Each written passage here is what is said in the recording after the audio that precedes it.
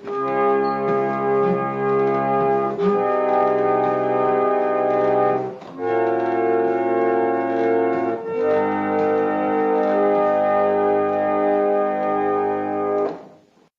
and welcome to Ipsa Dixit, a podcast on legal scholarship. I'm your host, Brian L. Fry, Spears Gilbert Associate Professor of Law at the University of Kentucky College of Law. My guest is Liz Glazer, a comedian, actor, singer, writer, and former law professor who lives in New York. So welcome to the show, Liz. Hi, Brian. Thank you so much. Oh, yeah. I'm really looking forward to this conversation. I mean, we've known each other for a long time now, and I've always enjoyed your scholarship, and now I'm really enjoying your work as an entertainer. I refer to that as my scholarship. Ah, right. Okay, well, we'll have to talk about that as well.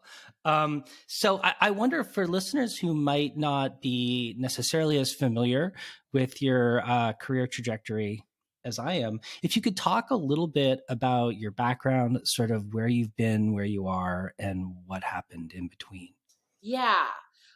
So I am a comedian, I guess primarily, not to undercut any of the other things in the intro, which are all accurate, but like the thing that I've spent most of my time doing the past few years is stand-up comedy. And the reason I say that right now is that I do have a joke that I think succinctly summarizes my resume. And so I get on stage, obviously doing stand-up comedy, or I guess I hope. And I say, I wasn't always a comedian. I used to be a law professor, which is the typical route to stand-up comedy. Generally speaking, you go to law school for 3 years, practice for 2, teach for 9, get tenure, give it all up, and do stand-up comedy. And so that is a really quick way of saying the trajectory. I've toyed with like adding in like fail the New Jersey bar, a thing I did. And I passed the New York bar, which like the proud Leo egocentric part of me requires me to say right after saying I failed the New Jersey bar. But just in the interest of being self-deprecating, I like think about, what can I say in that regard? But in any event, that's the trajectory. I thought I was going to be, lawyer, law professor, etc. I guess, and then started doing comedy. Mm-hmm, mm-hmm. Well, maybe you could talk a little bit about that, because, as traditional this career path is, there might be some people who, might not fully understand exactly how that particular transition took place. Of course. No, I get that. I mean, it's generally covered in the pamphlets at OCI.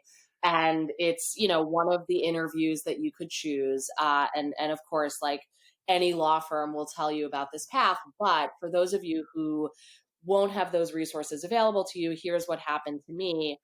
So on the transition, I mean, I went to law school with the thought in mind that I wanted to be a law professor, I guess because when I was in college, a professor that I thought was cool was like, had a joint appointment in the philosophy department and the law school. And I just kind of thought like, she seems like Oprah. And I thought that was cool. And I guess the best approximation of that was like figuring out a way to be at the front of the room. And when I went to law school, I didn't think that would be possible. I went to a school where, like, I went to the University of Chicago, a great school, both in terms, I guess, of like rankings, but also the rigor of the program, and people were really smart. And by people, it's not that I don't count myself. Like, I don't mean it to be like overly self-deprecating. I just like, it wasn't that I was at the top of my class. It wasn't anything like that. And I was not encouraged to be a law professor by anyone. And the way that, like, it wasn't even, I don't even mean that to like single out the school or anything. Like, they were right. If I would have said like, oh, I really want to be a law professor, someone would come back to me and just say, why would you think that? Like, you have no chance of getting this job. University of Chicago, definitely the school known for comedy. Yeah, but yes, a very funny school, and that is a joke. So I was at a law firm working. And I checked the mail one of the days of the 2 years, just shy of 2 years that I ended up being there. I worked as a real estate associate at a big law firm in New York. And I checked the mail, and there was an envelope from Hofstra, which is where you and I met and where I would eventually go on to work. And in this letter, it was like, I couldn't tell if it was spam or not, but it was basically like, hey, Liz or Elizabeth or whatever, like, we've read this article of yours and we wondered if you wanted to be a law professor, basically. And I'm saying it in my words, but that was kind of the gist of the letter. And I was like, really? And I have like a very kind of Pollyanna way of going about the world, in a way, in the sense that I believe that things can happen to me that just don't make sense. And being a law professor just didn't make sense for my like grade point average or whatever.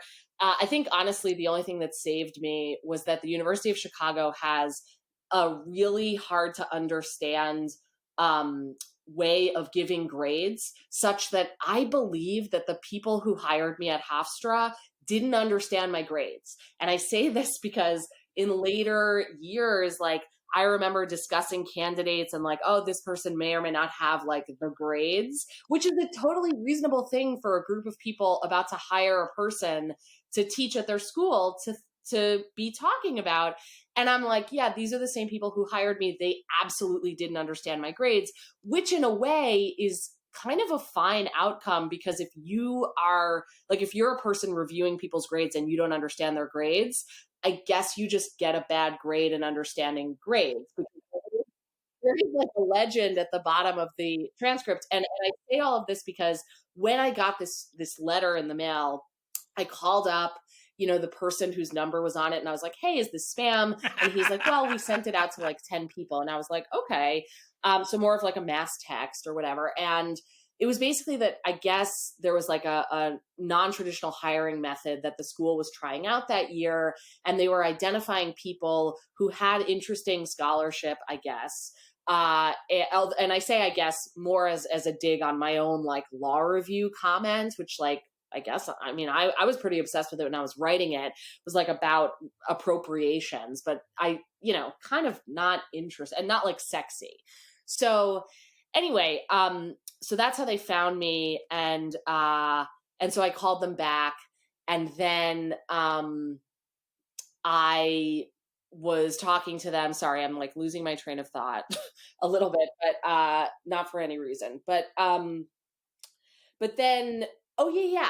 So I sent them my grades like as the first thing, because I'm like, well, before we get this process going and I get too invested to become disappointed, let me just show you what we're dealing with here. And they didn't raise an eyebrow, and we continued, and I got the job, which was a lot of work, because it was like, kind of trying to figure out like, how do you interview to become a law professor? And in some ways it was like another acting job in a way, because it was sort of like I remember like I was trying to think like, what do law professors sound like? And one of the main things that I came up with was, I was like, they end a lot of their sentences with comma, right? Question mark. Guilty as charged. I mean, same. But like, I adopted that consciously as an acting choice. And it's like an interesting thing for me to think back on it, because I understand the rationale for it in the moment of like explaining a concept to a group of people and trying to check in with them to make sure they understand you, right? However, it was also a conscious choice that I made, because I was like a fish out of water, trying to like convince a group of people in an interview setting that I was one of them, which is essentially the acting job that any person does when applying to do a job, to like be a part of a team that you're not yet a part of. So anyway, I got the job, and that's when the journey started. Well, it's really true that I feel like acting is such a big part, and kind of an unacknowledged in many ways part of law professoring. Like, to what extent do you feel like you consciously knew that part of the job was acting while you were doing it? And did you go to other schools as well to interview, or just Hofstra? To answer your first question, I don't know that I knew it was like that conscious. I do remember thinking about the kind of like, how do I sound like one of these people thing, but I don't know that I knew that that was acting. I was just trying to get the job. And in a way, it's kind of like that's the best type of audition prep. And I'm telling that to myself because I think that in some ways, when I was doing this for the purpose of getting a specific job, I was probably doing better audition prep than I sometimes do when I'm going in for one line as a cop or something like that. It's like, okay, be the cop. Right. So there's that. And then your second question, um, about what was it? When you went out to interview for the job at Hofstra, was that the only job you were looking at? Yeah, so kind of. I mean, they contacted me, so like I didn't do the meat market, but then I got back in touch with the woman who was the Oprah woman from college, who was like very supportive of me in a way. Like she didn't really know my law school experience, which was not stellar. But she was like, okay, cool, let's get you this job and was very nice to like set me up an interview at her school for which I did go to the meat market. So I got to experience that, which I'm really happy about because like as somebody, I mean, I know you're also a filmmaker, but like this sensibility of like my life is a movie kind of thing. I feel grateful for the experience of going to the meat market just because it's so singular and weird. And like my experience interviewing was also singular and weird, but almost literally singular and weird.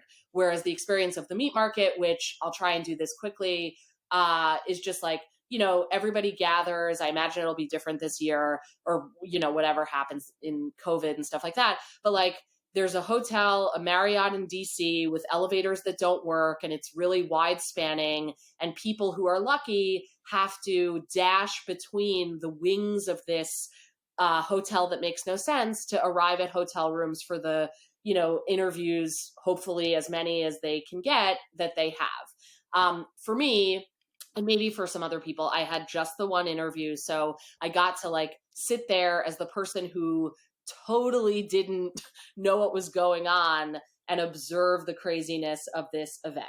I mean, as you noted earlier, we were both at Hofstra, myself as a kind of a podium filler VAP, and you as a tenure track and tenured professor. And you were a good professor, a popular professor, I think a really interesting legal scholar. And I think a lot of people were surprised by your decision to move in a new direction. I wonder if you could talk about sort of your experiences as a law professor and why that was the right choice for you. Sure.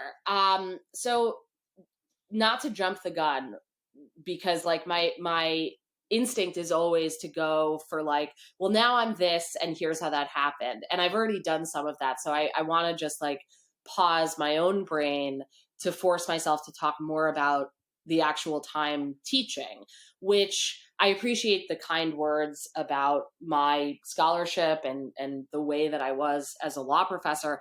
I liked it. And I think that my change in trajectory wouldn't be the kind of positive experience that I characterize it as if I wasn't pretty happy being a law professor, which was the case. Like I I basically quit at the height of stuff for me in a way. Not to say that it was 100% everything was going amazing, because I don't think that's true either, but it wasn't that like I was so miserable and then I found comedy and this was the thing that saved my life and I went in another direction. It was more that I had gotten to somewhat of an apex, specifically that I had gotten tenure, which was, the thing that when you, I mean, there are a lot of jobs, I guess, in law specifically too, that come to mind where you kind of know your path at the start of the position. And so if you're, an associate at a law firm, I guess like the idea is to make partner, or, in some ways it's like, okay, I want to like work for one of my clients or something like that and go in house. And when you're teaching, whether you're a tenure track professor the second you start. And so the end goal is built in to the title of your job.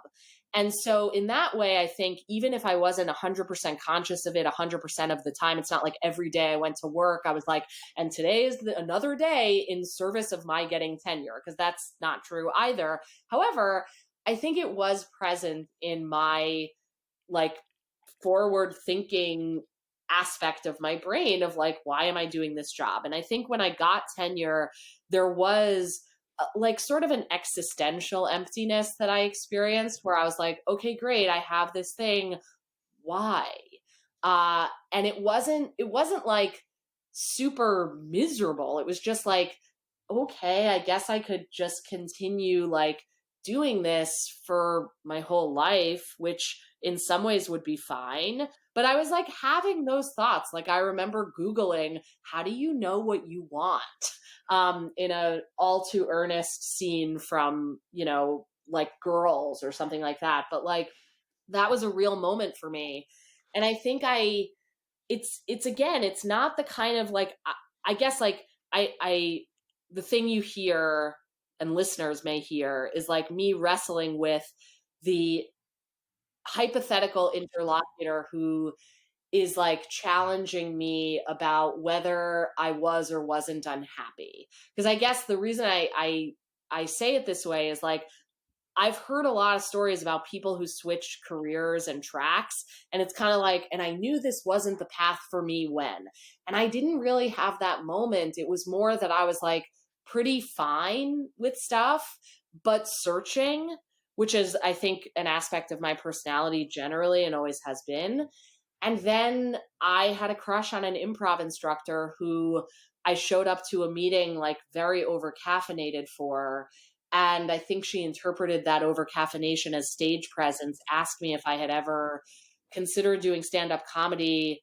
I said no. And she was like, would you consider doing stand-up comedy on my show? And I was like, are you going to be there? Which was the only relevant thing in my brain because I had a crush on her. She was like, yeah. And I did it. And then, and this is a joke, but it's also something I said truthfully to my therapist, like when I did stand up for the first time, I felt like I was having a professional orgasm, which was basically a regular orgasm, but I was 100% sure that I was having it. And very generous reaction, Brian. But and that's the second time I've heard that joke today, and it was even the second time around. Well, rule of comedy is 3, so I'll find a way to tell it to you before the day's end. But yeah, that was the story. And like, the thing is that cashes out to, I had a good night on stage, at least in my mind. And on the basis of that, I was like, yeah, I think I'm going to make a career out of this. And that's kind of what happened. I mean, the next steps were kind of divinely outside of my control, which was basically that like maybe like 11 months later, the school where I was working, which we've already named, but I always am like a little cagey at this point, just because it's like, I don't know, whatever, like a moment that they were having like a budget moment. And the dean at the time offered all tenured faculty members buyout packages. And it's like, I think they did that widely so as to avoid like an age discrimination lawsuit, because some institutions that do stuff like that, will say like over 65 or something like that, because the point of a move like that, at least as far as I've ever understood it, is to like, an institution is paying people who may be like semi-retired anyway, and this is an incentive for them to just like leave and get off the payroll so that the budget problem can be solved. I say that having like the worst understanding of money anything. And so anyway, so that was the offer that was made to me along with anyone else at the time who was tenured. And because I had like, had this professional orgasm, basically, I was like, yeah, I'll take the deal. So then I had a year and a half where I knew that I was like leaving, but I was still teaching. And there, I guess it's not ironic because the irony is too well known for it to actually be ironic. But I think that was when my teaching really flourished because I didn't care, like in a good way. Like I think I have a caring for people enough and students enough to like, not give somebody who's paying for an education a bad experience. But I think that I stopped caring about being good, which is like often when goodness comes to happen, I mean, I think I was a good teacher before, but I think I was a good and somewhat scared teacher. And then I stopped being scared because I knew that I was retiring. Nothing more liberating. I mean, I can't help but wonder, like, what was the reaction of the administration when you took this offer? Because it sounds like it was maybe not really intended for Right. you. And like, also, what were the reactions from your colleagues at the time? Were people surprised? Did they understand why you'd made the choice that you'd made?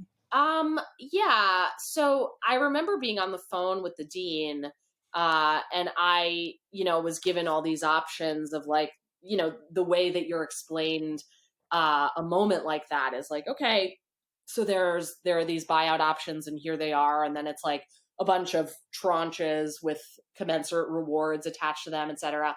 And I immediately said, I pick the last one. And there was like a specific reason for that involving the number 9. And so basically it was that the day after I got off stage, that professional orgasm night, I go to sleep, I wake up the next morning, and I have this very narcissistic daydream where I'm a guest on The Tonight Show, and I am asked as the guest, so Liz, you were a law professor for a decade and then you just quit to do stand-up comedy. And mind you, this is when I was teaching for 7 years. I was in my 7th year of teaching at that point.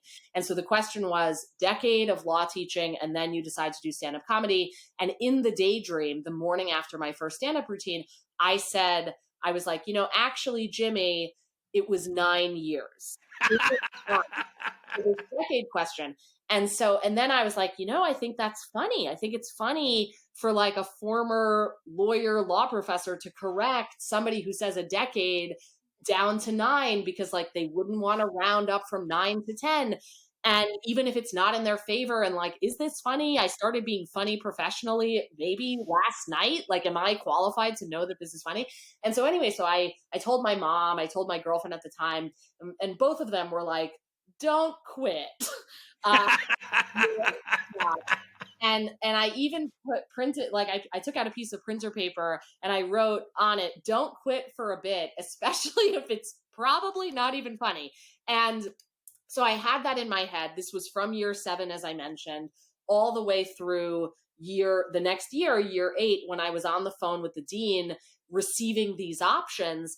And the last option, so basically he's on the phone with me in year 8. He's like, here are all the retirement options. You could go half time, a quarter time, an eighth time, like all the million tranches.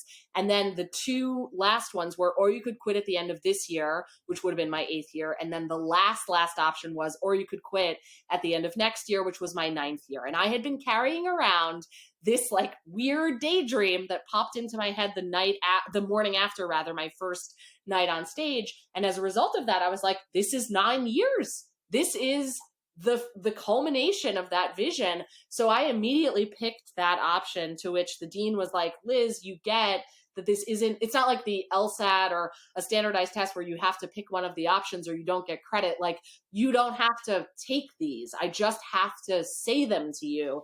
And then I told him this story. So, and in response to that, he was like, that's very weird, but very weird. Oh my God, you told him that? Yeah. I love it. Yeah, I love you at the end of that phone conversation. Like, I mean, because I also knew him as a colleague from like years on the faculty together, and I did and do love him. But like, it was just like, it was a moment where I just kind of let everything go. I guess in that moment, I was just like, it hit me so hard in terms of my own vision. And it was hard to ignore because it was so specific and weird and numeric that I guess I just had to. Uh, so that was, I mean, a short answer to the question about the administration's response was like, he was like, that was his response. And then in terms of other people, yeah, I guess people were surprised. I honestly don't 100% know. I think one of the things about, legal academic, like political environments is there's a lot of secrecy. Mm. And so I imagine that there was probably some talking about me behind my back or, whatever. But like, I honestly don't know a lot of that, I'm sure. And so, yeah, I don't know. I mean, it seemed like some people were happy, somewhat surprised. I'm also not sure. Yeah. Well, I mean, from my own perspective, Mhm. I mean, as you know, I read a lot of your scholarship. It was really useful in some of the stuff that I was doing. And I always thought it was like both really kind of interesting, thoughtful, and provocative work, but also with a really strong kind of personal voice. I mean, there was always a lot of Liz Glazer and everything that you wrote, in the way that, maybe sometimes legal scholarship is maybe not so driven by an individual voice in that way. And I guess part of me can't help but wonder, I mean, how do your scholarship and your scholarly project fit into your decision? I mean, maybe I'm projecting here, but like, kind of, did you feel like you'd said your piece in that format when you made that decision, or was that not something that was relevant to your choice? I think it's a really great way and a very kind way to pose the question, and also a very like good interview way to pose it, in my opinion. So thank you. Yeah, I think you're right. I remember whenever I would take on a project, except for when I wrote a lot of like response pieces, shorter ones and stuff like that. And those were the ones that I really felt the most moved to write as law review, like essays, basically. But in terms of my bigger pieces, I always felt moved to write them because of what was going on in my personal life more than what was going on in the kind of legal landscape. And I wrote them that way because that was what I wanted to write. And I wrote them as legal scholarship because that was my job. And I don't know that I was 100% conscious of that the whole way through. It was just like, I went straight through from undergrad, or I guess like grad school technically, because I like submatriculated more as a logistical feat than an intellectual one, but like whatever. But I was like young. I was teaching from when I was 27 through 36, right? I think whatever 9 years is. But like um so I was pretty little, when I was doing all that. And I think I say that because I think it was relevant in terms of how I thought of work. I thought of work as like, okay, I have to get a job. I will get a job. I'll do the job that is the thing that's next and in front of me. And these are the things that I have to do for this job. And also, I'm a person who's growing up and thinking, and now I'm writing. And these are the things I want to write about. And legal scholarship is like vast enough as a discipline to like accommodate some of that. And I had a lot of like internal, and then sometimes more like external, in terms of conversations with like, people in review committees, and also like, editors on law review boards, of like, to what extent is this a legal issue, and to what extent is this like an interesting intellectual problem. And I remember thinking about that critically towards like, the end of my career, because I was like, I want to be the person who's writing about stuff that actually affects the law, but I don't know that I care enough to write 80 pages with 436 footnotes about that. But I definitely will write that about something that's going on in my head and my heart and my life. And I Mm. think in that sense, the end part of your question really is great, because yeah, I think I started to notice, like, again, with the exception of some response pieces where, I would read someone's article and be like, here's what I think about this article and how it responds to a larger literature question. And I had, those are some of my favorite pieces just as law review articles, even though they're less about me. And I guess the reason for that is like, I think I just wanted to write about me. Well, so earlier in the interview, you talked about the work you're doing now as also being part of your scholarship.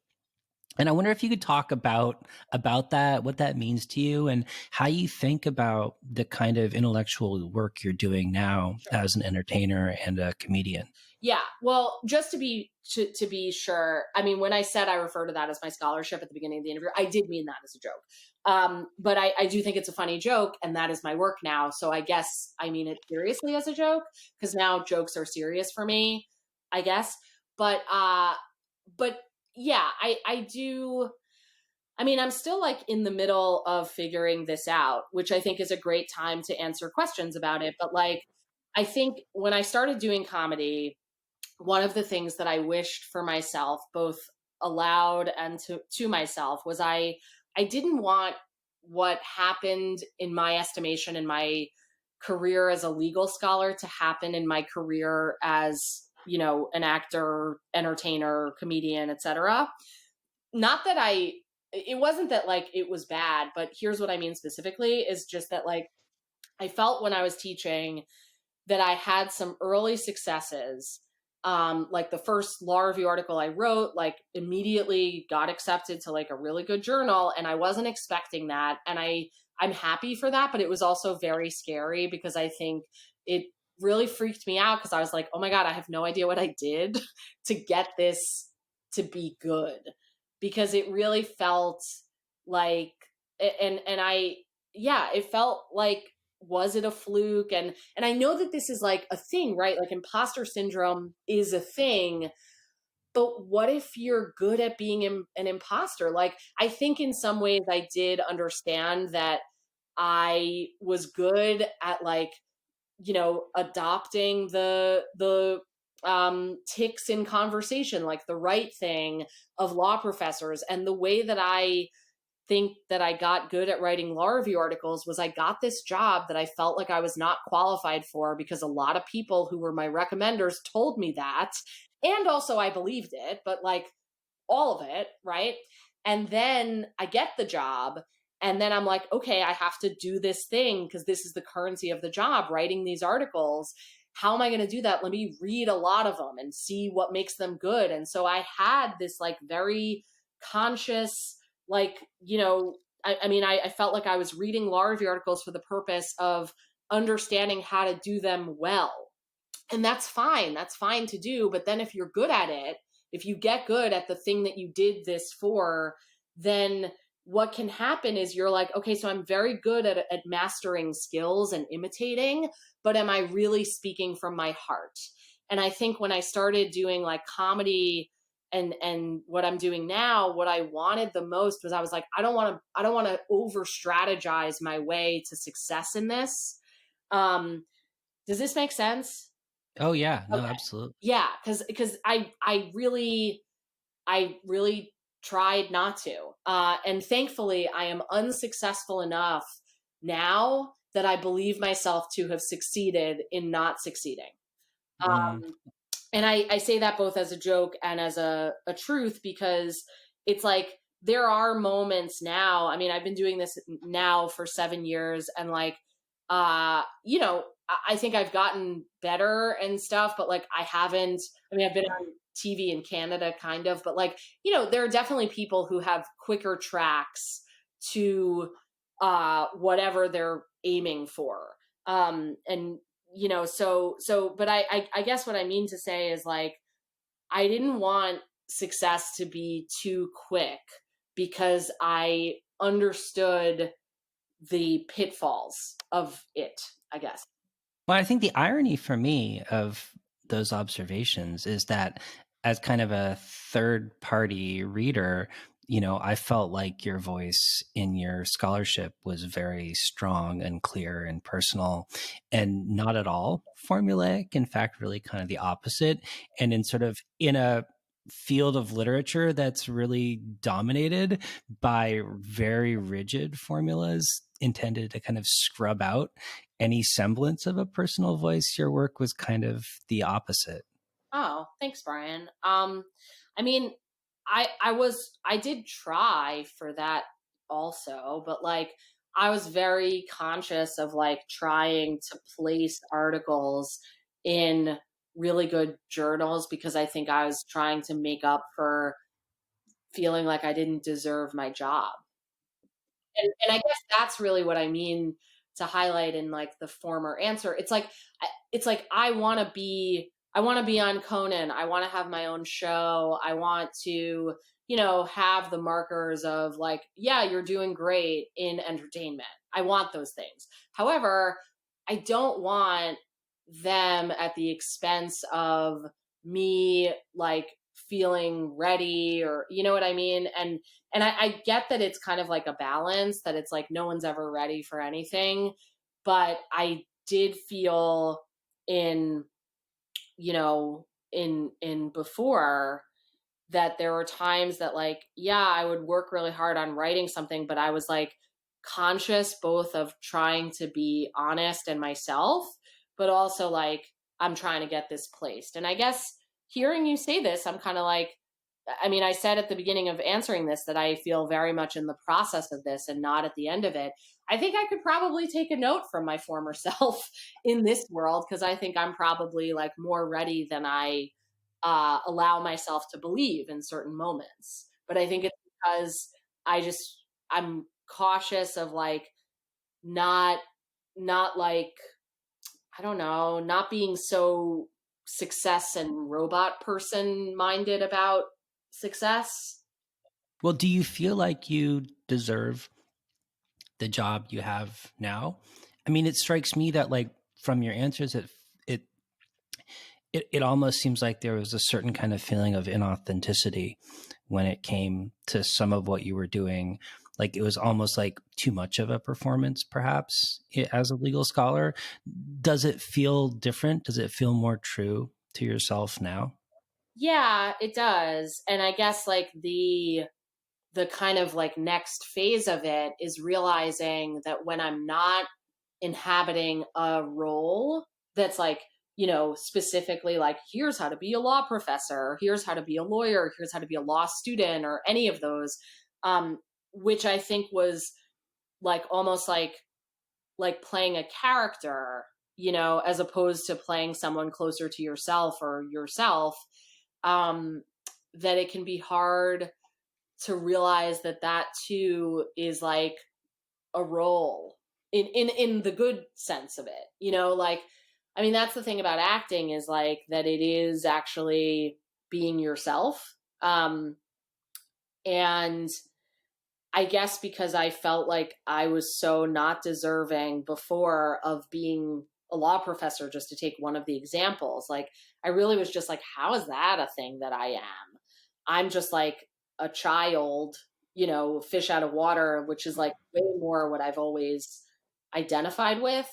Um, and I guess then when I'm given a life where I can be that, just, you know, then it's like, well, how do I do that? Like, how do I, it's almost like, it's almost like, there's imposter syndrome. But what if like, you know, people, society, whatever, like what if I'm more comfortable being an imposter because that's what's comfortable for me, and then when I'm just myself, I feel like, well, there's no imposter syndrome, so I don't know how to know when I've inhabited the role enough, or something like that.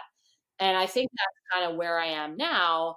um and you know, I mean, I feel like right now I'm having like a very kind of inward look at it and analyzing like the pieces of it. Most of my life and my day is spent like, you know, I mean, in COVID it's a little bit different because like normally I'm doing stand up every night, and you know, I go to acting class every now and then, I'll go to an audition, I write every day, like things like that. And so I don't like sit around spending time wondering if I've inhabited my role well enough or not.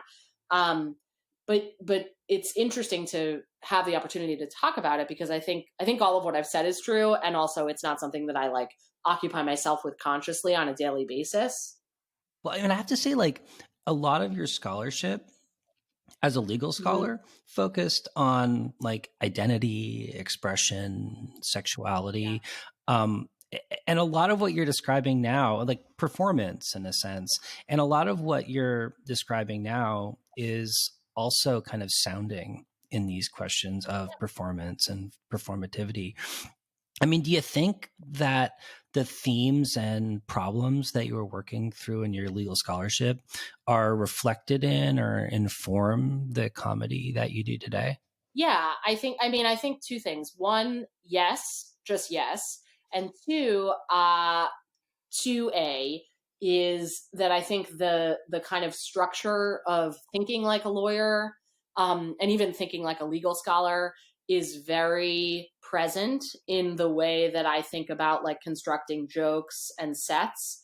Um, and then 2B is that I think that the nature of the problems that I was most interested in is still present in my comedy. And so, specifically, like when I was writing, I would write about gray areas, generally speaking. That was like what I occupied my time with in anything that I wrote.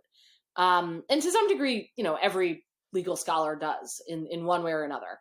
Um, and I think like as a comedian, when I'm thinking of topics that I talk about, it's kind of like, well, I'm a lesbian, but like I'm not your typical lesbian. I'm a rebbitzin, which is a rabbi's wife, and my fiance girlfriend is a rabbi, but like I'm not a typical rebbitzin.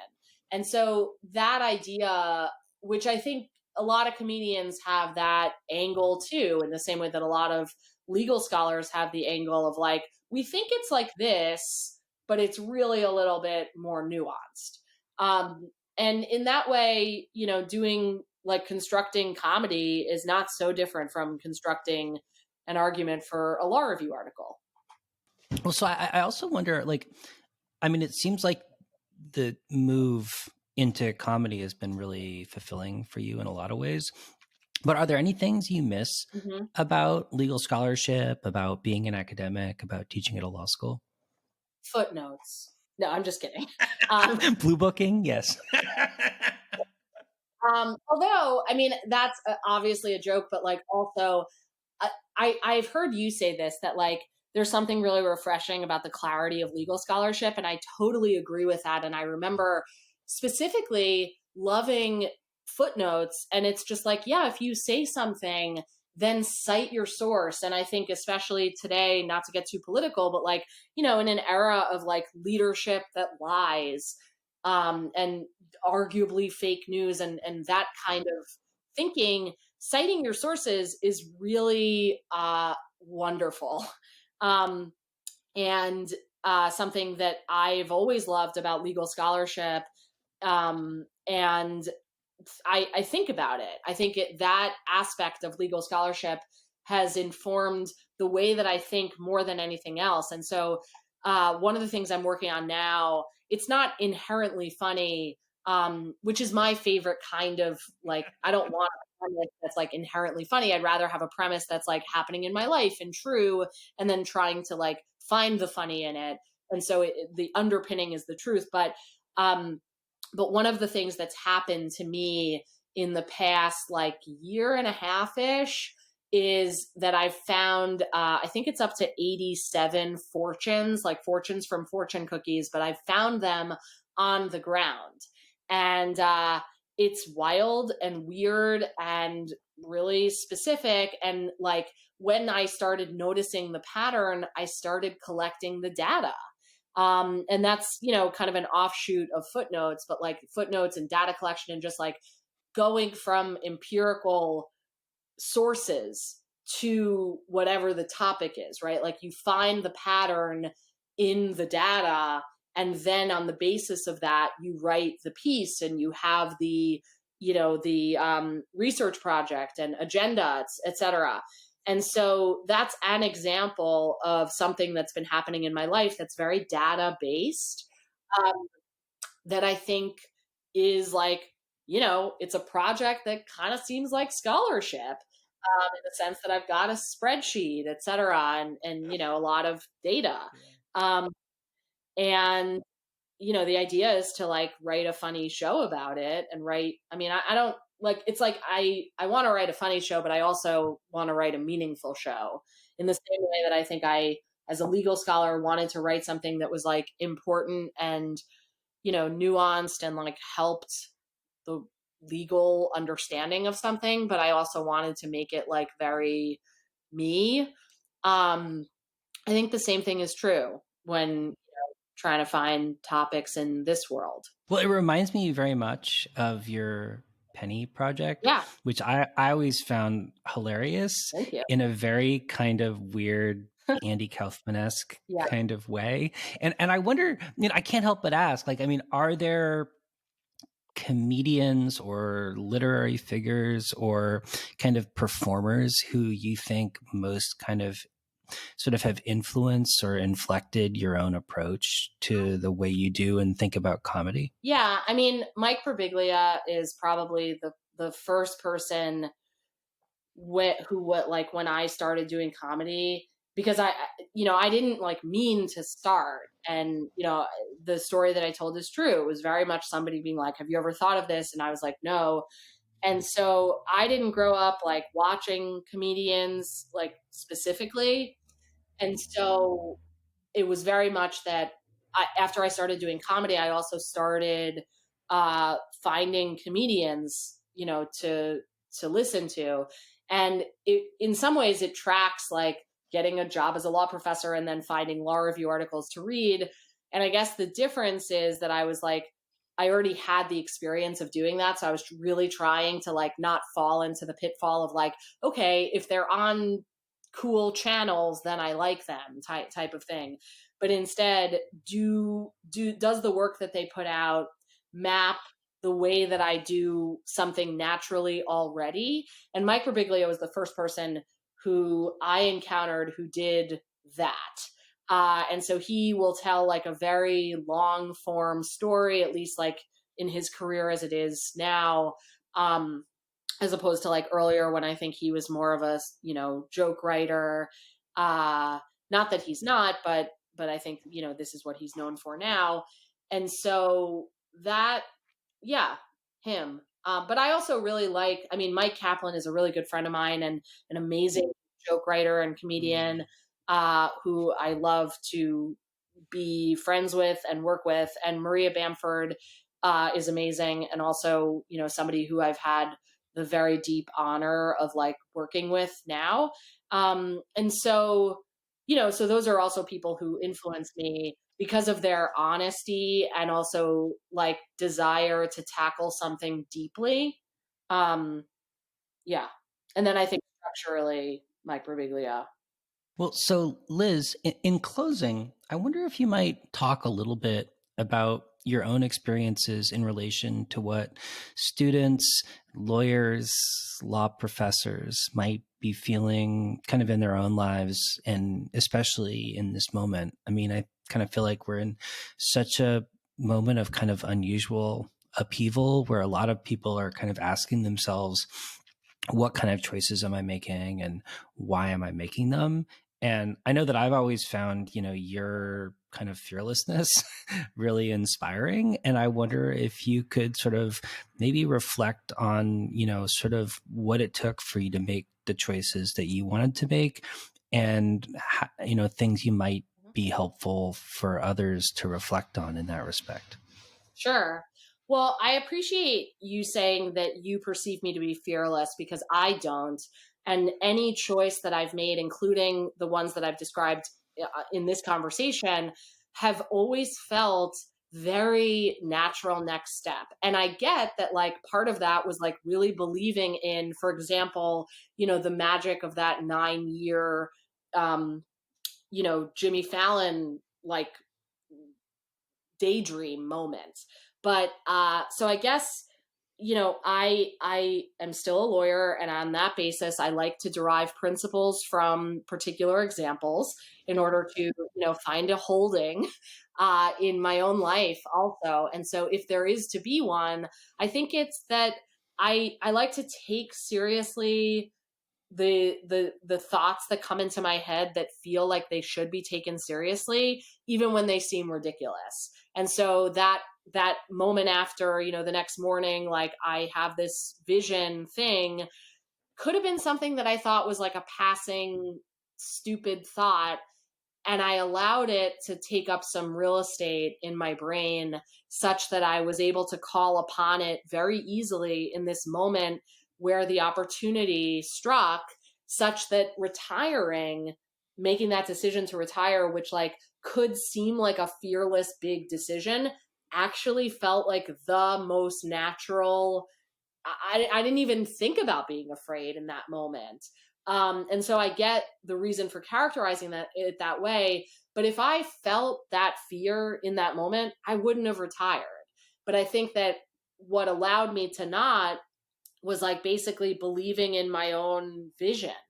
And so, I guess in this moment specifically, like I don't do comedy in the same way because like there aren't live stages and people and all that, but I've pivoted in a way that seems to make sense. And so, one of the things that I've had a vision for a few years at this point is a television show about my experiences. And I've always had the vision of it coming from original footage. I love original footage. Like I've always loved it. Shows on television and like I loved the documentary Amy. And I watched it 4 times in the theater and I was like, why am I watching it this many times? And it's great and sad. And Amy Winehouse is amazing, but I was like, what is it about this documentary that keeps me coming back for it? And I was like, oh, I think it's that there's original footage. And my favorite show was The Wonder Years. But then when I started thinking about why, I was like, I think I like the theme song the best, which looked like original footage. And so I say all of that because in this moment, we can't shoot new things. We can't do a lot of new things, but I've been deep in my own archives of videos that I've had from, a long time and have kept, I don't know why.